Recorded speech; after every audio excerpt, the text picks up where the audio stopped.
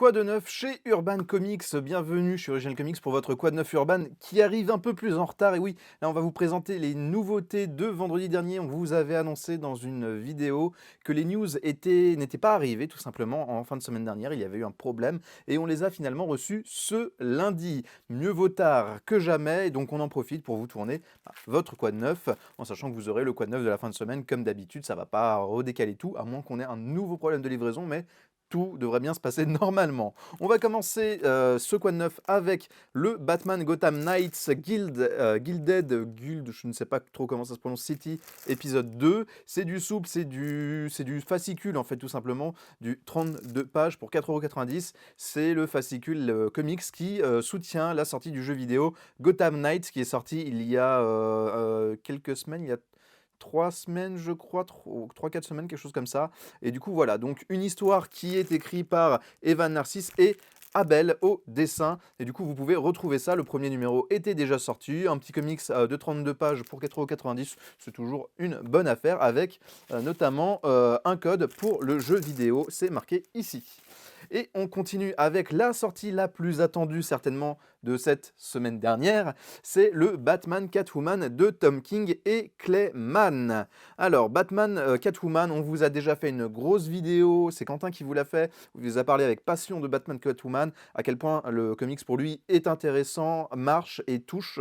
Là donc c'est la cover régulière, la cover original comics est bien évidemment sold out, enfin bien évidemment on est quand même assez surpris de vendre 500 exemplaires, mais du coup, c'est toujours cool. Ça revient du coup sur la relation entre Batman et Catwoman. C'est la conclusion du run de Tom King qu'il avait amorcé avec Rebirth. C'était un run qu'il avait prévu en 100 numéros et au final, ça s'était arrêté au bout du 80 et quelques, un peu avant le 90. Et du coup, il a sorti 12 numéros de Batman Catwoman qui met un point d'honneur donc à cette relation. C'est un comic qui est assez intéressant, qui est assez bien fait. En plus, ce qui est assez marrant, c'est que ça prend le principe de narration à plusieurs points dans le temps. On voit Batman et Catwoman à différentes étapes de leur relation. C'est quelque chose qui est très utilisé dans le comics, notamment par Jason Aaron. Là, ici, c'est Tom King qui fait part de cette technique de narration. C'est vraiment un bon comics. Alors, pour le coup, je ne l'ai pas fini. J'avais lu la moitié à peu près, les 6 numéros en VO, et je m'étais arrêté. Et donc là, je suis content que ça soit sorti. Je vais pouvoir finir ce comics. Mais en tout cas, voilà. Si jamais vous avez aimé le run de Tom King, c'est vraiment un comics à voir. Bah, ça vous donnera de toute façon la fin de ce qu'il a essayé de construire autour de Batman et Catwoman. On en profite du coup pour vous faire un petit point au niveau des envois. On a reçu beaucoup de messages sur le service après-vente pour savoir quand, et aussi d'appels pour savoir quand est-ce que votre commande de Batman Catwoman allait être expédiée. Alors sachez que on est déjà en train de les envoyer. On est en cours, les envois ont commencé, en sachant qu'on ne pouvait pas envoyer notre couverture exclusive. Il y en a quelques-uns, on sait qu'ils l'ont reçu. Ça, c'est un petit couac de notre part, mais on ne pouvait pas envoyer les covers exclusives avant la sortie officielle, avant du coup vendredi dernier. C'était une demande qu'on avait eue de l'éditeur, et ce qui est à peu près ce qui est normal. Du coup, vos commandes ont pris un peu de retard entre guillemets en sachant qu'il n'y a pas d'envoi normalement le week-end, le samedi dimanche. Les boutiques sont ouvertes, mais les préparateurs de commandes, comme ils travaillent de lundi à vendredi, il leur faut des petits jours de repos. Donc les envois sont en cours, les commandes ont commencé à être préparées du coup au poste de colisage, et on envoie ça. On a 500 exemplaires à faire partir, on va essayer de faire partir ça le plus vite possible. Malheureusement 500 exemplaires, on n'est pas des machines, on va faire au mieux, mais ça va prendre un peu de temps. Ça va être délayé notamment sur, bah là on devrait finir au plus tôt vendredi. Honnêtement, vendredi, je pense qu'on sera peut-être sur les dernières commandes si on arrive à avancer assez vite. Mais en tout cas, on se donne à fond pour vous envoyer ça le plus vite possible. Donc si jamais vous vous demandez où est votre commande, ne vous inquiétez pas. Elle arrive, mais ça prend juste un peu de temps. Donc voilà, mais ça arrivera bien, ne vous inquiétez pas. On continue, c'est sorti avec le Swamp Thing Infinite tome 2 et dernier tome de cette du coup petite série. Swamp Thing Infinite, c'est du coup la réinterprétation de Swamp Thing par Ramvé, un auteur qui monte énormément dans le comics, à qui on confie de plus en plus de projets, et qui, que ça soit du coup au niveau du mainstream, chez Marvel et DC Comics, mais qui nous abreuve aussi de projets indés tous plus intéressants les uns que les autres. C'est un auteur en France qui a vraiment vraiment émergé avec, j'allais dire There Will Be Blood, mais non, ça c'est le film. Death Shaver Shores, un titre un peu difficile à prononcer. Ramvi, c'est un auteur d'origine indienne qui ici du coup, se réapproprie, le Swamp Thing après, 2 numéros dans Future State qui sont intégrés dans le premier tome de cette série. C'est une série qui a énormément marché, qui voit du coup l'apparition d'un nouveau Swamp Thing, une nouvelle créature du marais qui est, un Américain d'origine indienne qui, quand il va, retrouver pour, son travail, sa famille, son pays natal, et il va assister à certaines choses qui vont le propulser en tant que nouvelle créature du marais, et ça va explorer plein de choses intéressantes au niveau du folklore indien et de tout ce qu'il peut y avoir autour de la créature du marais, c'est-à-dire l'espèce de message de prévention sur la nature et tout ça. C'est vraiment très intéressant, c'est une série qui a cartonné aux US tellement que une série qui était prévue, c'était une maxi-série prévue en 12 numéros, en 10 ou 12 numéros, il me semble, et qui au final a été rallongée en cours de route pour faire 16 numéros. Et alors ça c'est vraiment génial et incroyable. Donc Swamp Thing Infinite tome 2, on vous le conseille énormément. Donc avec du coup Ramvi au dessin et Mike Perkins, non, Ramvi au scénario, désolé, et Mike Perkins au dessin, une série en complète en 2 tomes. Du coup voilà, vraiment, vraiment très très cool.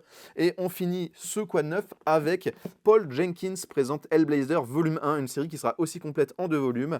C'est dans la collection Vertigo Signature, vous la connaissez peut-être cette collection. C'est une collection qui vous présente des runs iconiques de certains héros.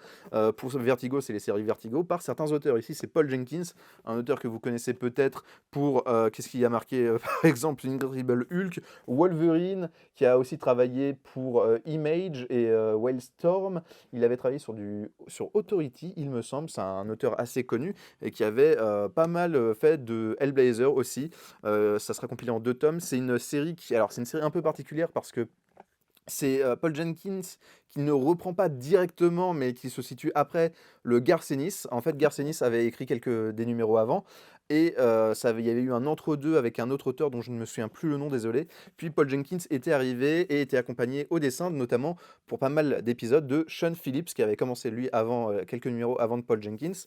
Et du coup, ça, c'est vraiment super cool. J'ai commencé à le lire ce week-end, du coup, j'ai réussi à me le procurer. Et du coup, c'est le Hellblazer qui, notamment, après un passage en Australie, va revenir en Angleterre, puisque chez Garcenis, il était aux États-Unis. Donc, c'est un peu retour au bercail. Et on va se concentrer aussi sur pas mal du folklore et de la mythologie anglaise. C'est assez intéressante. Alors, je ne suis pas encore allé très loin, j'ai pas pu beaucoup le lire, mais déjà de ce qui se passe au début, ça va parler sur les deux premiers, enfin sur le premier mini-arc et un numéro d'après, ça va parler surtout de ce qui se passe en fait. Ça se passe en 1995, donc c'est un moment où en Australie il y avait beaucoup de, comment ça s'appelle, de tribus aborigènes qui étaient délogées de leurs terres, et pareil en Angleterre avec certaines zones de la campagne sur lesquelles étaient construites des autoroutes, donc il y avait des manifestations. Ça va parler du mouvement punk des années 70, c'est assez cool de voir ça.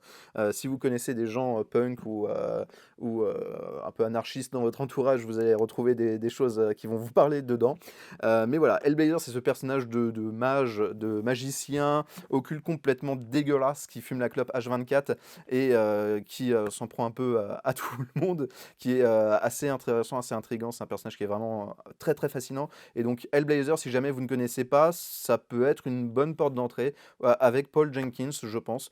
Et du coup, voilà, donc ça vient de sortir, c'est vraiment, vraiment cool. Je vous ferai peut-être une vidéo quand j'aurai fini de lire ce premier volume pour vous dire un peu ce que j'en ai pensé et voir si vraiment ça peut être une bonne porte d'entrée pour Hellblazer, en sachant que moi c'est mon premier run d'Hellblazer que je lis, donc je suis assez intrigué par voir ce qui va se passer.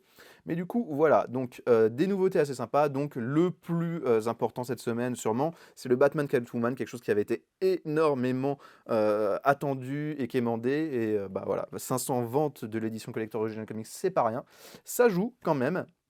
Avec, oui, je vous l'ai pas dit aussi, il y a Clayman, mais il y a aussi Liam Sharp et John Paul Leon, qui notamment, John Paul Leon, le regretté John Paul Leon, mais ça Quentin l'avait dit sur sa vidéo, qui devait signer un numéro spécial à New Hall. je crois que c'était un annual, oui, et qui en fait est malheureusement décédé pendant la création de ce numéro et du coup d'autres auteurs sont arrivés pour aider à finaliser le numéro. C'est un très, très, beau numéro, de ce que m'a dit Quentin, je ne l'ai pas lu, mais voilà. Je vous invite vraiment à aller voir sa vidéo qui est très, très intéressante, qui parle du coup vraiment du début à la fin de Batman Catwoman et qui revient aussi sur le run de Tom King sur Batman Rebirth. Du coup, voilà, donc n'hésitez pas à nous dire en commentaire, vous, quels sont les comics que vous attendiez le plus cette semaine et quels sont les premiers que vous allez lire. En attendant, on vous retrouve très bientôt pour de nouvelles vidéos. N'oubliez pas de vous abonner, de liker la vidéo et surtout de la partager pour nous soutenir, mais ça, vous avez l'habitude maintenant. Et on, du coup, se retrouve très bientôt pour plein de vidéos. Et notamment, petit teasing, va commencer cette semaine une série de vidéos calendrier de l'Avent, mais ça, on vous en reparlera un peu plus tard.